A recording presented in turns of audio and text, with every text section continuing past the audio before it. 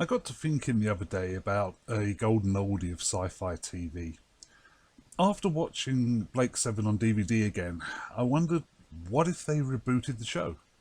What would it look like in this day and this age, and could it stay true to its roots, as true as the fans would want it to? What follows is a rough background on the show itself, what other shows were around at the time it first aired, and whether or not bringing it back today would really be a good thing or not. Blake 7 first hit British TV screens on the 2nd of January 1978. It came at a time when there really wasn't that much on offer from the BBC for sci-fi fans. They had their ongoing series of Doctor Who, of course, now in its 14th year on the air and in the middle of Tom Baker's run as the Time Lord, perhaps one of the most popular actors to ever play the role.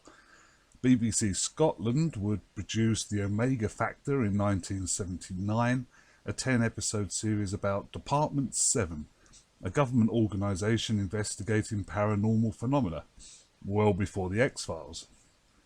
The Survivors had just finished a 3-season run, all about a group of people who survived an apocalyptic plague. That show was created by Terry Nation, who wrote the majority of scripts for the first season and who was well known as a prolific TV writer in the 70s. As well as the creator of the Daleks, of course, Doctor Who's famous nemesis. However, in the 70s, it was really ITV, the independent television network, who were leading the charge when it came to sci-fi shows on British television. A few popular shows were Space 1999, Sapphire and Steel, The Tomorrow People, Quatermass, and UFO, to name but a few. With The Survivors now ending, that just left Doctor Who on the BBC though, and they began searching for something new. And who did they turn to? Terry Nation. Terry Nation's initial pitch to the BBC for Blake 7 was that it would be the Dirty Dozen in space. This can be seen in the finished product, where all the human characters but one were convicted criminals. Most people, however, consider it more a futuristic take on Robin Hood. It was a diverse group of characters to be sure, and something new for sci-fi TV at the time. Not only did the main cast of characters we were rooting for consist of bad guys, but two of Blake's crew were tough, strong, no-nonsense females, as was the arch-villain, the powerful and devious Servalan. There was also a Western theme throughout the show, which was brought in mostly by script editor Chris Boucher, who even included a few lines from Western movies. In a way, it's understandable, as along with the Dirty Dozen and Robin Hood motifs, the show would also be mistaken as the Magnificent Seven in space.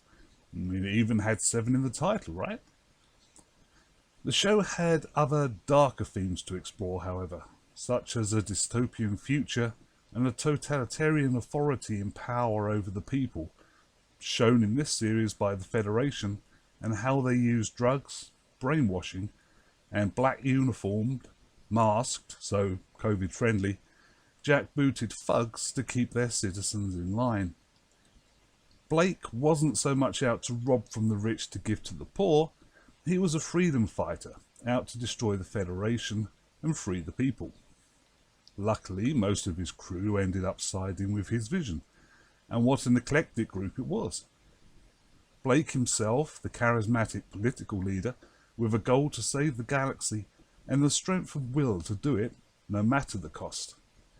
Avon, the computer expert and cold-blooded killer, who was in it for personal wealth and power, but followed along with Blake in the hopes those things would fall into his lap if he could only survive Blake's misguided heroics.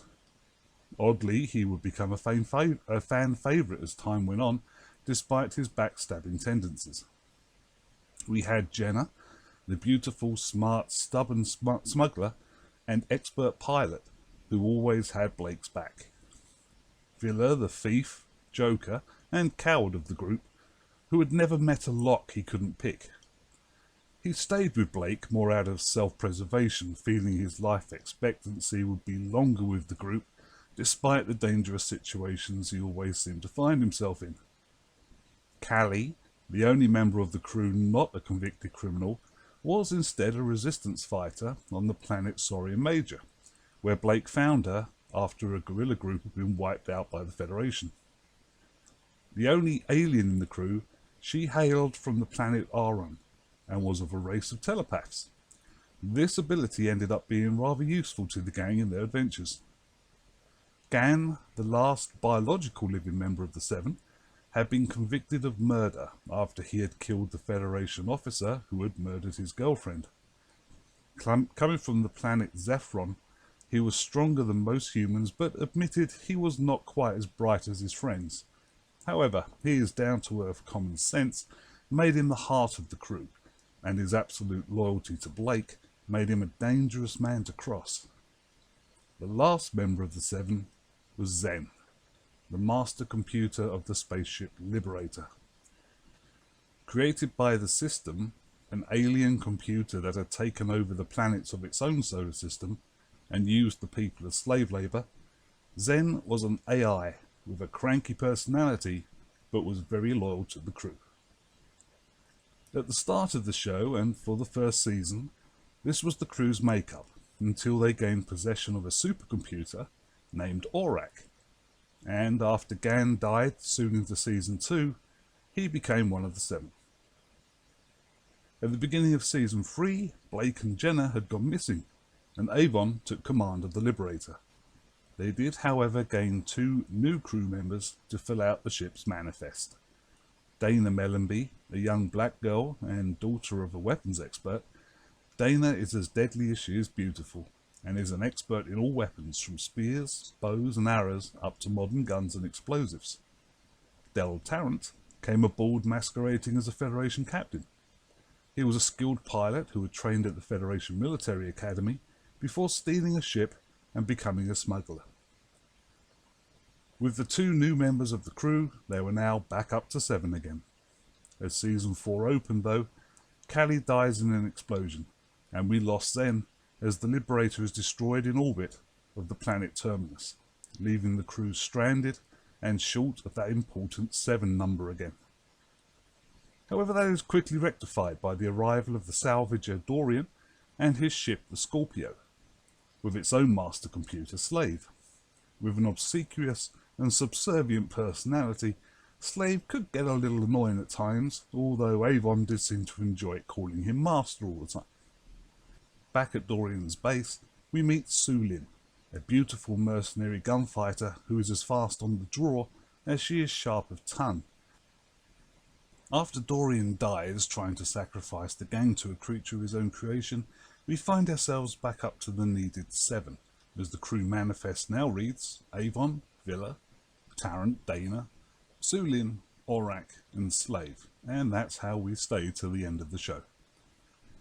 Blake 7 is now looked back upon, for the most part, as cheap in the set department, but strong in writing and acting.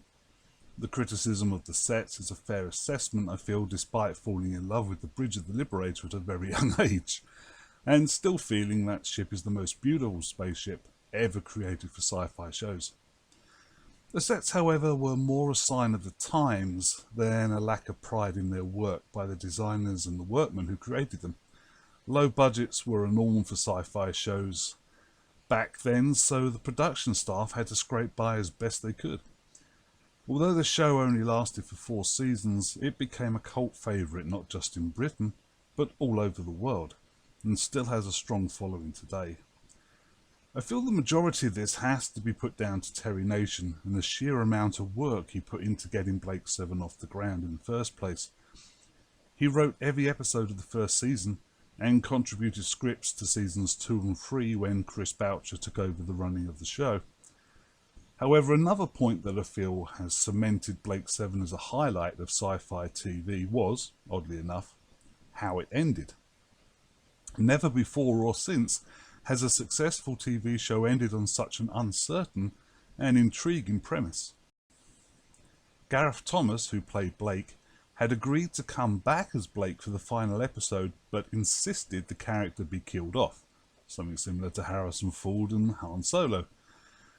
This is done by Avon in an incredibly emotional scene as he thinks Blake has betrayed him.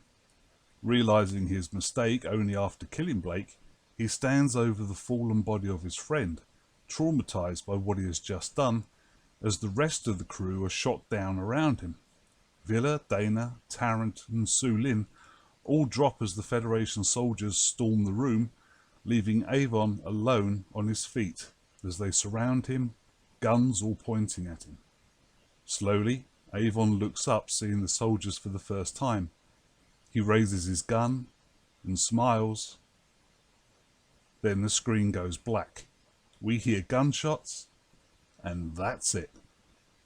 Books and audio stories have followed to fill in what happened next, but for the TV viewer at the time, we were all left open-mouthed in shock.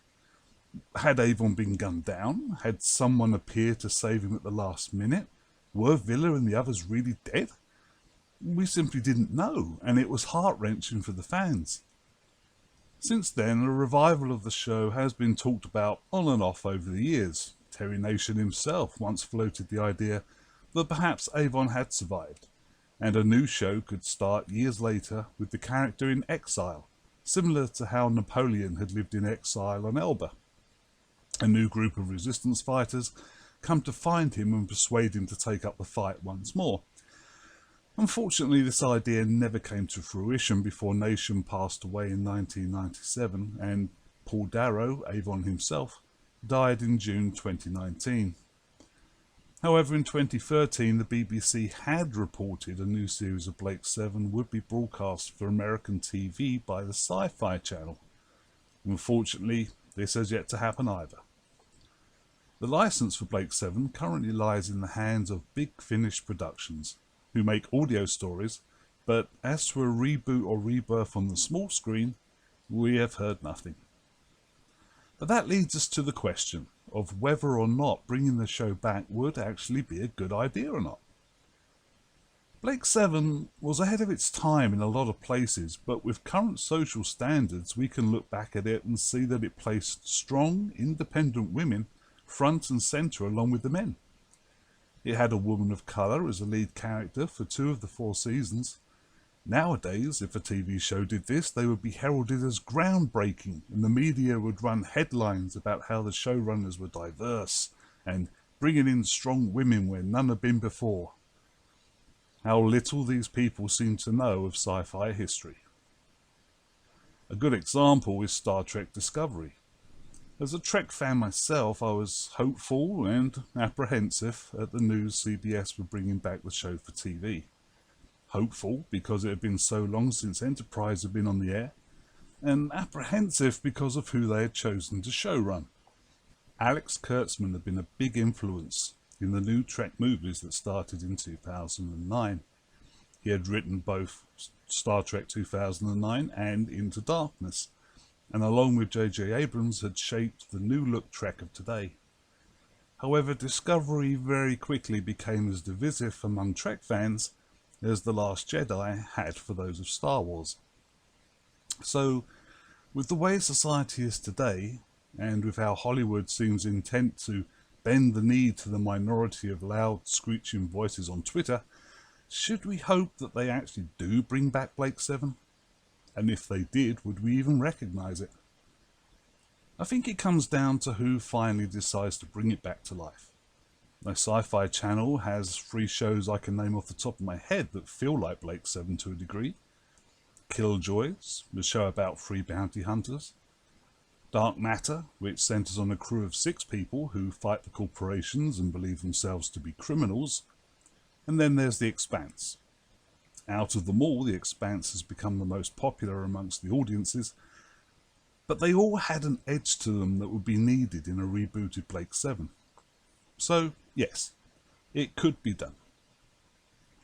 As we have seen, the original show was already one which should appeal to people of today.